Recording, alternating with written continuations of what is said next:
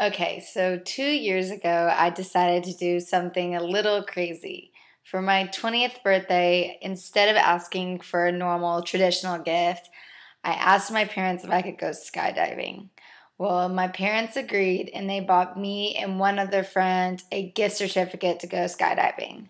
So the Saturday after my birthday, my friend and I drove about an hour outside of Austin to go skydiving. Well, the training was pretty minimal, and before I knew it, we were all dressed and ready to go. I knew that I would be too nervous to go second, so I volunteered to go first. The plane was so small that it could only fit one of us, so we couldn't go in at the same time. The thing is, the plane was probably from the 1950s. If I'm being generous, it may have been older than that. And it was so small and so dingy, but I decided I would be in and out of there quickly, so I wasn't too nervous. The cool thing was that they filmed the whole thing, so before I got in, I talked to the camera, said a few words just to get everybody excited and pumped up. Well, so once I get in the plane is so small that literally it was just me, the person that I'm attached to, and the pilot. And we all piled in this plane.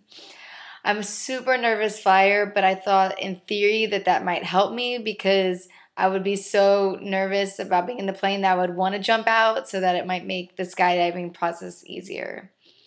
Well, the guy told me that you had to be at least 10,000 feet in the air to jump so that you actually had time to pull the parachute. Well, we got up to about 6,000 feet, and all of a sudden I heard a loud bang. The plane kind of stumbles, and I can see the anxiety on the pilot's face. I knew something was wrong, even though the person that was attached to me was insisting that everything was going to be fine and that not to worry and that this happens all the time. Well, I could actually feel the plane spiraling down, so I got so nervous. I thought to myself, well, hello, I have a parachute on my back. I can just jump out of the plane. Well, apparently we were too low, and the guy that I was attached to locked me on to the plane so that I could not jump out. He insisted that that was more dangerous than us crash landing. But I just kept thinking about the irony if I died in a plane crash with a parachute on my back. So literally, we all get in our crash landing positions and huddle together, and we do crash land in the middle of this field. We got out of the plane. There are literally cows around us. We are in the middle of nowhere. Well, we get out, we inspect the plane, and the part that actually holds on the propeller had come off.